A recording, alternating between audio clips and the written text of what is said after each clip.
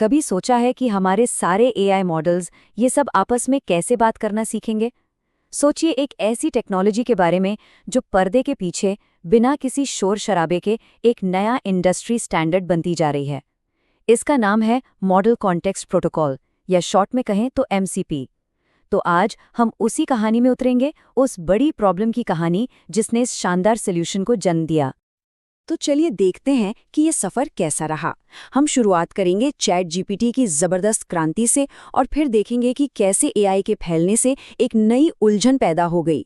हम इंटीग्रेशन के उस बुरे सपने को समझेंगे और फिर देखेंगे कि कैसे एमसीपी एक यूनिवर्सल भाषा बनकर सामने आया।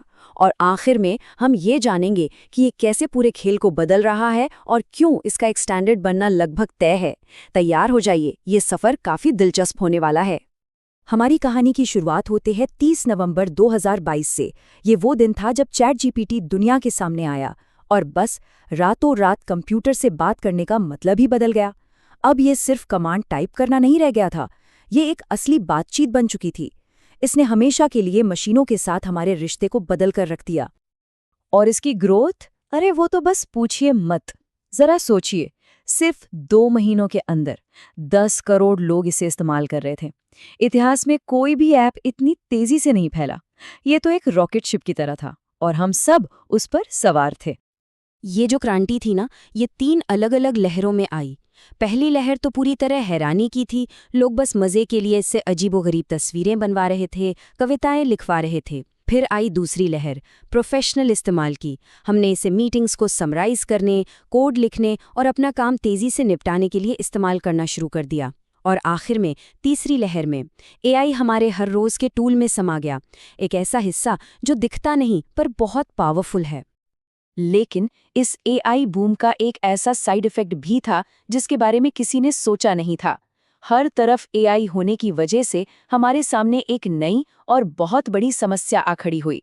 सब कुछ टुकड़ों में बिखर गया था। सपना क्या था? सपना था एक अकेले शानदार एआई असिस्टेंट का।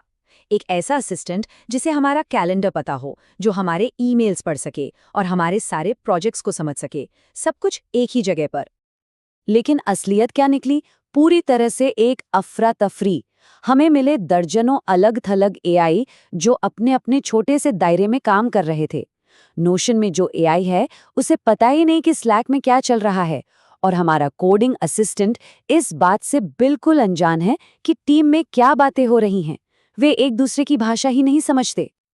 देखिए, कोई भी ढंग का काम करने के लिए एआई को एक बहुत ज़रूरी चीज़ चाहिए होती है, कॉन्टेक्स्ट। इसे ऐसे समझिए जैसे किसी जासूस को केस सुलझाने के लिए सारे सुराग चाहिए होते हैं। प्रॉब्लम क्या है? हमारे काम में ये सुराग, हमारे डॉक्यूमेंट्स, हमारी चैट्स, हमारा कोड, ये सब दर्जनों अलग अलग जगहों पर बिखरे पड़े हैं। और नतीजा क्या हुआ? हम इंसान ह्यूमन एपीआई बनकर रह गए। डेवलपर्स असल में कुछ बनाने के बजाय अपना ज़्यादातर समय एक ऐप से जानकारी कॉपी करके दूसरे में पेस्ट करने में लगा रहे थे, सिर्फ इसलिए ताकि उनके एआई को ज़रूरी कॉन्टेक्स्ट मिल सके। ये बहुत थकाऊ, बेकार और बिल्कुल भी न चलने वाला तरीका था। 2023 के बीच में एक सॉल्यूशन सामने आया, फंक्शन कॉलिंग। आइडिया ये था कि एआई बाहरी टूल्स को कॉल करके खुद ही कॉन्टेक्स्ट इकट्ठा कर सकता है। सुनने में तो ये कमाल का आइडिया लगा, लेकिन इसकी एक बहुत बड़ी छिपी हुई कीमत थी। शुरुआत में तो लगा कि बस सपना सच हो गया।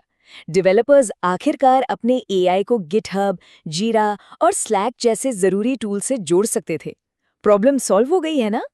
पर ऐसा था नहीं, क्योंकि इसने एक बहुत बड़े डेवलपमेंट के बुरे सपने को जन्म दे दिया। हर एक एआई को हर एक सर्विस से जोड़ने के लिए एक अलग कस्टम इंटीग्रेशन लिखना पड़ता था। ये एक ऐसा जाल था जो बढ़ता ही जा रहा था।